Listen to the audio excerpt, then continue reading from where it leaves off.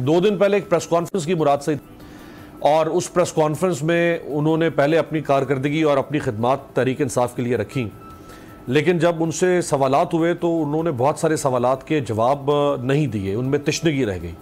असल मसला रेहाम खान साहिबा की उस मुतनाज़ा किताब का है जिसका मामला अभी उठा, और कादिर पटेल और बाकी लोग भी उसका जिक्र करते रहे, जिसका खुद मुराद सईद साहब ने एतराफ़ किया। उस किताब के बारे में जब सवाल हुआ उसका क्या जवाब था वो दिखाएं जी जनरल साहब। एक तो ये कि वो इस किताब के ऊपर भी कोई सू करने के ऊपर कोई तसल्ली बख्श जवाब लोगों को नहीं दे रहे हैं। ये सवाल एक दफ़ा और भी हुआ था इसी प्रेस कॉन्फ्रेंस में, मैं वो दोबारा नहीं सुनवाता। फिर जब उनसे नसीम सिद्दीकी ब्यूरो चीफ हैं यहाँ एक चैनल के, उन्होंने ये सवाल किया, और इसी सवाल का दूसरा हिस्सा था कि आपकी पार्टी के लोग जो दूसरे जमातों के लीडरशिप के खिलाफ ज़बान इस्तेमाल करते हैं, क्या आप उन्हें कंडेम करेंगे? तो उन्होंने कहा मैं, वो मेरे लिए मैटर नहीं करते। यानी वो मुराद से दूसरों से एक्सपेक्ट कर रहे हैं कि उनकी फैमिली के बारे में कोई बदज़बानी ना हो, लेकिन वो इतनी जुर्रत का मुजाहरा नहीं कर रहे कि वो अपनी पार्टी के लोगों को कंडेम करें। अगर हम सब इस तरह से सिलेक्टिव हो जाएंगे जनरल साहब, साफ़ी हो, कोई भी हो, सियासतदान हो, तो फिर कैसे हम उस मॉरल स्टैंडर्ड की बात करेंगे जिसका हम दूसरों से मुतालबा करते हैं?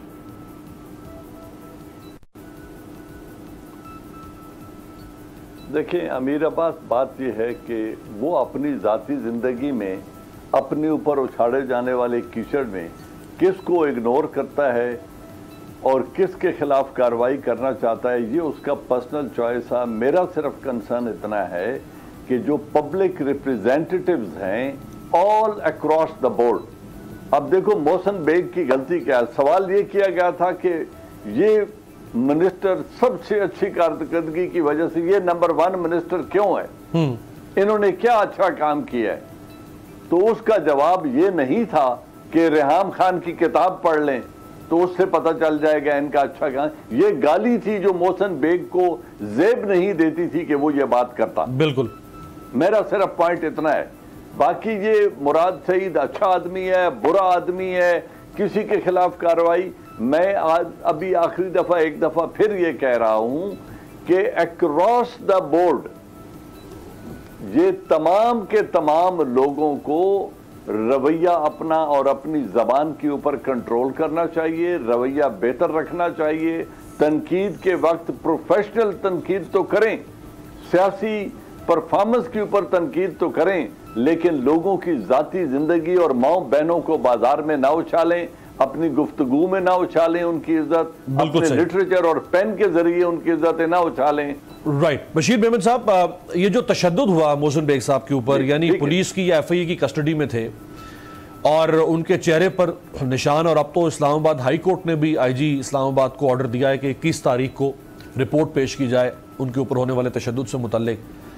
क्या ये वो पुलिस रिफॉर्म्स लाने की बात होती थी? ये डीपोलिटिसाइजेशन ऑफ पुलिस, डीपोलिटिसाइजेशन ऑफ इंस्टीट्यूशंस, इस तरह से होगा फिर? सर मैं आपको एक अर्ज करूं कि मतलब ये तभी होता है जब जो लॉ इन्फोर्समेंट एजेंसी है वो इल्लीगली काम करेगी। तो वो इल्लीगली काम करेगी तो यही होगा। कोई भी शरीफ आदमी जब वो लॉकअप में होता है तो अकेला होता है, उसके साथ जिस तरह चाहे वो ट्रीट कर ले। इस उम्र में मतलब मैं समझता हूँ ही इज अबव 60, उसको थप्पड़े मारना और उसकी मतलब मैंने देखा गाल से भी खून बह रहा था। मतलब चलो उसने जो भी क्राइम किया है उसके लिए कानून में उसकी कानूनी पोजीशन मौजूद है कि आपने लॉ में क्या करना है। FIR की उसके खिलाफ, मारने की कतन फिजिकल 3rd डिग्री मेथड की कतन इजाजत नहीं है। मीर साहब, ये जो टॉर्चर हुआ है मुबैना तौर पर मोहसिन बेग साहब के ऊपर, ये तो वही माइंडसेट नहीं हमारी सोसाइटी में कि जो ताकतवर मुदई जब पुलिस को से अरेस्ट करवाता है अपने किसी मुखालिफ को, तो उसे कहता है कि जरा इन्हों लम्हा पा के छितर मारो, जरा नानी याद आ जाए। ये तो वो उसी किस्म का नहीं लग रहा सूरत हाल। अच्छा अमीर अब्बास साहब, ये जो आपने बात की है ये बड़ी इंपॉर्टेंट है। मैं आपको बिल्कुल यकीन करें कि मैं आपको नाम भी बता दूंगा। जब मोहसिन बेग को गिरफ्तार किया गया तो एक फेडरल मिनिस्टर ने एक जर्नलिस्ट को फोन किया और उसको कहा कि भाई और भी कुछ लोगों को गिरफ्तार करना है, उसमें आपका भी नाम है। मैंने आपका नाम जो है वो देखकर तो आपकी गिरफ्तारी थोड़ी मैंने डिले करवा दी है, तो आप कहीं आगे पीछे हो जाएं और फलां को भी कह दो आगे पीछे हो जाओ, और देखना भी थोड़ी देर में मोहसिन बेग को फेंटी लगनी है और गाली देके कहा कि इसका देखना तुम क्या हशर होगा। और फिर एग्जैक्टली जब काफी घंटों के बाद मोहसिन बेग साहब को कोर्ट में पेश किया गया तो उनका मुंह सूजा हुआ था और खून निकल रहा था। तो ये बिल्कुल FIA ने अगर उन पर तशद्दुद किया है तो उनको ऑर्डर दिया गया और एक फेडरल मिनिस्टर को पहले से पता था कि इस पर तशद्दुद होने वाला है। लेकिन एक चीज जो मैं पहले भी ब्रेक से पहले आपको कह रहा था, एक फर्क है पिछले अदवार में और इस दौर में, एक फर्क है। ये बिल्कुल दुरुस्त है कि जो कुछ पिछले अदवार में होता रहा वही इस दौर में हो रहा है, लेकिन एक बहुत बड़ा फर्क है। दोबारा मैं आपको मिसाल से समझाऊंगा कि पहली दफा मुझे नौकरी से निकलवाया गया 1994 में। जंग अखबार में मैंने सबमरीन स्कैंडल पर एक आर्टिकल लिखा और वो बाद में उस सबमरीन स्कैंडल में एडमिरल मंसूरुल हक साहब ने उनको सजा भी हुई। लेकिन जिस दिन वो आर्टिकल छपा उसी दिन मैं नौकरी से निकल गया और पार्लियामेंट में बड़ा शोर पड़ा कि जी जरदारी साहब ने और बेनजीर भुट्टो साहबा ने नौकरी से निकलवा दिया अहमद मीर को।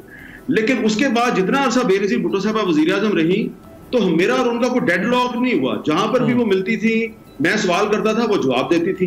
बिल्कुल। और ये जो मोहसिन बेग के साथ वाकया हुआ है, इसके बाद से मैसेजेस बकायदा भिजवाए जा रहे हैं कि ये ना इसको बाहर आने देंगे ना तुम लोग बाहर आने देंगे। मैं इसकी बिल्कुल तायद करता हूं। आपने जिस वो फेडरल मिनिस्टर का इस बहुत बड़ी हमारे मीडिया की बहुत बड़ी शख्सियत है जिधर आपने इशारा किया, मैं बिल्कुल इसकी तायद करता हूं। और मेरे पास खुद फर्स्ट हैंड इंफॉर्मेशन है कि उनको फ़ोन किया गया और उनको कहा गया कि आप फिलहाल कुछ लम्हे के लिए अंडरग्राउंड हो जाए क्योंकि आपके खिलाफ कोई ना कोई एक्शन हो सकता है।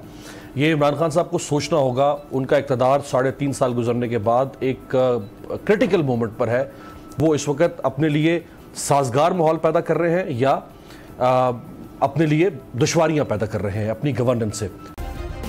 सब्सक्राइब करें और बेल दबाएं ताकि कोई खबर रह न जाए।